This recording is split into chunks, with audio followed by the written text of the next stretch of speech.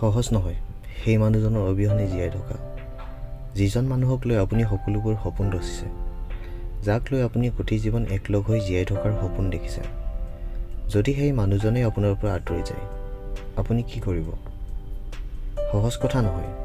এজন মানুহক নিজৰ সকলো বুলি ভবাৰ পিছত যদি ব্ৰেকআপ হৈ যায়, কি কৰিব? কথা কিন্তু ইমানখিনিয়েই। সম্পৰ্ক এটা জীয়াই ৰখা ইমান সহজ কথাও নহয়।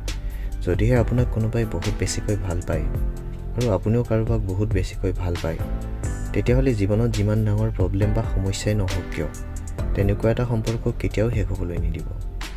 যদিহে আপোনাৰ ব্ৰেকআপ হৈছে, তেতিয়াহ'লে নিশ্চয় হয়তো দুয়োজনৰ ফালৰ পৰা সম্পৰ্কটো জীয়াই ৰখাৰ ইচ্ছাই নাছিলে। য'ত সঁচা মৰম ভাল পোৱা আছে, তাত কেতিয়াও দূৰত্ব আহিবই নোৱাৰে।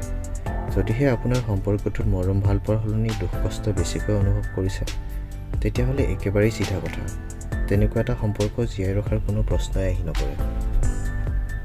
কিন্তু প্ৰথমতে চেষ্টা কৰক যাতে আপোনাৰ ব্ৰেকআপ নহওক বা সম্পৰ্কটো জীয়াই থাকক। যদি আপুনি সকলোবোৰ চেষ্টা কৰিও হাৰ মানিব লগা হৈছে, শেষত সন্মুখৰ মানুহজনৰ মন জয় কৰিব নোৱাৰিলে, তেতিয়াহ'লে আপোনাৰ কৰ্তব্য তেনেকুৱা এটা সম্পৰ্কৰ পৰা আঁতৰি অহাটো।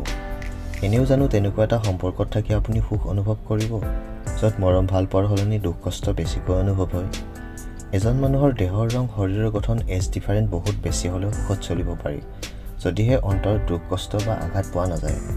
যিজন মানুহে আপোনাৰ পৰা আঁতৰি যাব বিচাৰে, তাৰ কাৰণে সামান্য অজুহাত এটাই যথেষ্ট। এনেওতো সন্মুখৰজনৰ আপোনাৰ প্ৰতি কোনো ধৰণৰ ভাল ভাৱধাৰণা নায়েই, গতিকে আপুনি কৰিবলগীয়া সকলোবোৰতো চেষ্টা আপুনি কৰিছেই। যদি চেষ্টাই নকৰিলে হয়, তেতিয়াহ'লে হয়তো নিজকে দোষী যেন অনুভৱ কৰিলে হয়। যদি সকলোবোৰ চেষ্টা কৰাৰ পিছতো হাৰি গৈছে, তেতিয়াহ'লে বাদ দিয়ক, হয়তো সন্মুখৰজনে একেবাৰেই আপোনাৰ কথা ভাবিবলৈ এৰিছে নিশ্চয়। গতিকে আপুনি নিজৰ কথা চিন্তা কৰক আৰু আগুৱাই গৈ থাকক। সচৰাচৰ এইখিনি সময় বহুত কঠিন হয়। কঠিন সময়তেইতো লগ বন্ধু আত্মীয় মানুহবোৰৰ প্ৰয়োজন হয়, নহ'লে প্ৰয়োজন কিহৰ? এইখিনি সময়ত পৰিয়ালৰ সকলোবোৰ সদস্যৰ সৈতে টাইম স্পেণ্ড কৰক, লগ বন্ধুৰ সৈতে ফুৰিবলৈ যাওক, ভাল কিতাপ পঢ়ক, গেম খেলি, মুভি চিনেমা আদি চাই নিজক ব্যস্ত কৰি ৰাখক। নিজৰ মনটোক একেবাৰে ফ্ৰী হ'বলৈ নিদিব, কাৰণ আপুনি ফ্ৰী হ'লেইতো নিশ্চয় আপোনাৰ মনটো ফ্ৰী হ'বই, আৰু আপোনাৰ মনটো ফ্ৰী হ'লেইতো ভাল পোৱাজনৰ কথা মনলৈ আহিবই। গতিকে নিজক ব্যস্ত কৰি ৰাখক। তথাপিও এনেকুৱা নহয় যে ভাল পোৱাজনৰ কথা একেবাৰেই মনলৈ নাহিব। মনলৈ আহিলেও আপুনি চিন্তা কৰিব, আপোনাৰ সম্পৰ্কটোৰ ভাল আছিলে কি আৰু বেয়া আছিলে কি। নিশ্চয় বেয়াটোৱেই বেছিভাগ ওলাব। সম্পৰ্কটোৰ বেয়াবোৰ প্লাছ পইণ্ট হিচাপে লৈ চলিব আৰু ভালবোৰ মাইনাছ পইণ্ট হিচাপে লৈ চলিব। চাব, কিছুদিন পিছত সকলোবোৰ নৰ্মেল হৈ যাব। কেতিয়াও প্ৰতিশোধ ভাৱ মনলৈ নানিব। কোনো ধৰণৰ নিচাজাতীয় দ্ৰব্য ব্যৱহাৰ বা সেৱনৰ কথা একেবাৰেই মনলৈ নানিব।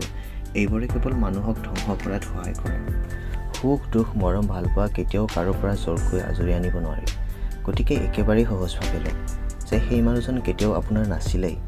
এইবিলাকতো প্ৰত্যেক দিনাই হয়েই।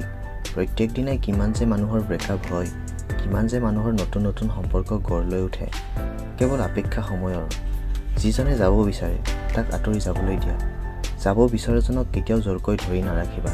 হয়তো এদিন ৰাখিবা, দুদিন ৰাখিবা, তৃতীয় দিনা সি নিশ্চয় আঁতৰি যাবই।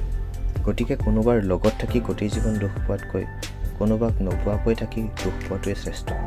হয়তো সন্মুখৰ আহিবলগীয়া দিনবোৰত আৰু বহুত বেছি ভাল কোনোবা আপোনাৰ বাবে অপেক্ষা কৰি আছে। গতিকে আগুৱাই গৈ থাকক, পিছলৈ উভতি নাচাব। যদি পিছলৈ উভতি চাই, আগলৈ পুনৰ উজতি খাওক।